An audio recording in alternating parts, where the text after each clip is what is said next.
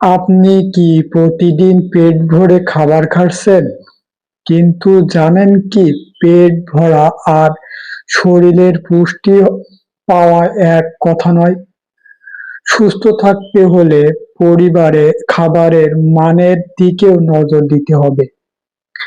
পুষ্টিকর খাবার হলো এমন খাবার যা শরীরকে প্রয়োজনীয় শক্তি, প্রোটিন, ভিটামিন, খনিজ ও আঁশ সরবরাহ করে। প্রতিদিনের খাবারের বৈচিত্র্য রাখা তাই খুবই গুরুত্বপূর্ণ। এখন চলুন বিস্তারিত। শাকসবজি: পালং শাক, লাল শাক, গাজর, লাউ, পটল, ফুলকপি ও অন্যান্য মৌসুমী সবজি রাখুন। বিভিন্ন ধরনের সবজি থেকে বিভিন্ন পুষ্টি পাওয়া যায়। ফলমূল: পেয়ারা, পেঁপে, কমলা, কলা, আপেল সহ মৌসুমী ফল খেতে পারেন। সম্ভব হলে ফলের জুসের বদলে পুরো ফল খান, কারণ এতে আঁশ থাকে।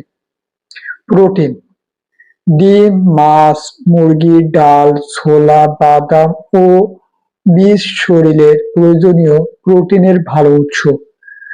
শস্যজাত খাবার: ভাত বা রুটির পাশাপাশি সম্ভব হলে লাল চাল, ওটস, আটার রুটির মতো বেশি আঁশযুক্ত বিকল্প রাখুন। এখন ভিডিওটি যারা দেখছেন অবশ্যই চ্যানেলটি সাবস্ক্রাইব করে পাশে থাকবেন, পাশে থাকা বেল আইকনটি অন করে রাখবেন। আপনারা কেউ কমেন্ট করতে ভুলবেন না, কারণ আপনার কমেন্টের মাধ্যমে পরবর্তী ভিডিও বানানোর জন্য আগ্রহ জন্মায়। তাই সবাই আমার চ্যানেলটি সাবস্ক্রাইব করে লাইক কমেন্ট করবেন, পাশে থাকবেন।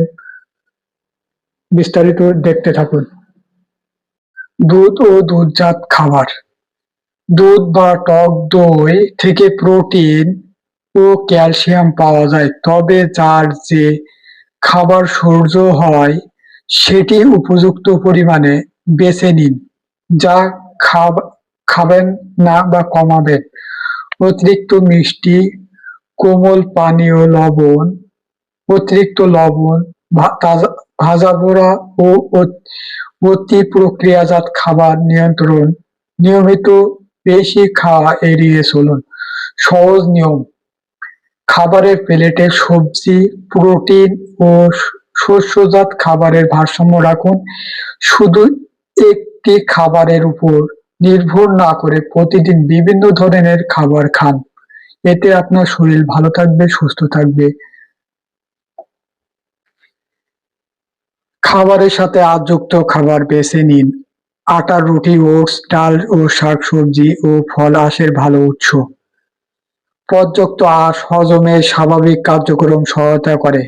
ক্যালসিয়ামের উৎস রাখুন। দুধ ও টক দইয়ের মতো খাবার ক্যালসিয়ামের উৎস হতে পারে। আপনার শরীরের উপযোগিতা অনুযায়ী খাবার নির্বাচন করুন। স্বাস্থ্যকর চর্বি পরিমিত খান। বাদাম, বীজ, কিছু উদ্ভিদ তেল থাকা অসম্পূর্ণ চর্বি খাদ্যের অংশ হতে পারে, তবে পরিমাণের দিকে অবশ্যই খেয়াল রাখুন। পানির কথা ভুলবেন না। শুধু খাবার নয়, পর্যাপ্ত তরল গ্রহণ ও গুরুত্বপূর্ণ। গরম আবহাওয়া বা বেশি শারীরিক পরিশ্রম হলে পানির প্রয়োজন বাড়তে পারে। আর ভিডিও শেষে এমন একটা টিপস দিব, সেটা আপনার কাজে দিবে ইনশাল্লাহ। আপনারা ভিডিওটি না টেনে সম্পূর্ণ ভিডিওটি দেখেন, লাইক কমেন্ট করবেন। লাইক কমেন্ট করতে ভুলবেন না আপনারা সবাই। চ্যানেলটি নতুন দেখে থাকলে চ্যানেলটি সাবস্ক্রাইব করে দিবেন। অতিরিক্ত প্রক্রিয়াজাত খাবার কমান টিপস: চিপস, অতিরিক্ত মিষ্টি, কোমল পানীয় ও অতিরিক্ত লবণযুক্ত খাবার নিয়মিত বেশি না খাওয়াই ভালো। পরিমাণের ভারসাম্য রাখুন। পুষ্টিকর খাবার হলেও অতিরিক্ত খাওয়া ঠিক নয়।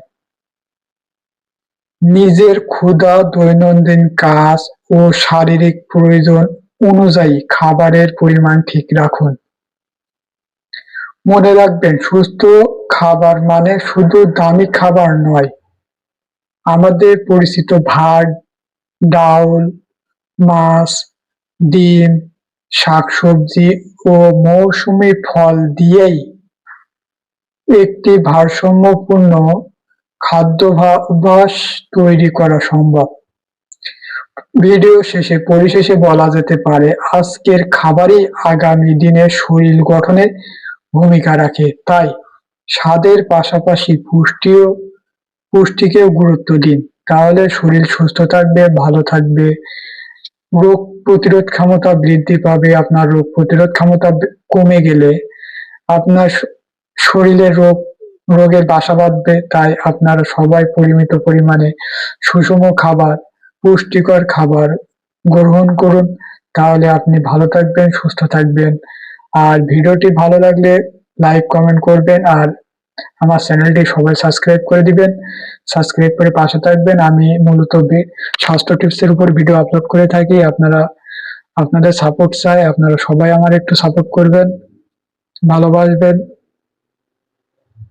আমি একটা ছোট ইউজার, আপনারা সবাই আমাদের সাপোর্ট করেছেন। আর আপনারা অবশ্যই লাইক, কমেন্ট করে পাশে থাকবেন। লাইক, কমেন্ট করলে পরবর্তী ভিডিও কিসের উপর ভিত্তি করে ভিডিও আপলোড করব, আপনাদের কমেন্টের মাধ্যমে তার উপরে ভিডিও আপলোড করে থাকি। আপনারা সবাই একটু কমেন্ট করবেন আর আমার জন্য দোয়া করবেন। ততক্ষণ আপনারা ভালো থাকবেন, সুস্থ থাকবেন। আল্লাহ হাফেজ। পরবর্তী ভিডিওতে ইনশাআল্লাহ দেখা হবে আপনারা কমেন্টের উপরে নির্ভর করে। ধন্যবাদ সকলকে।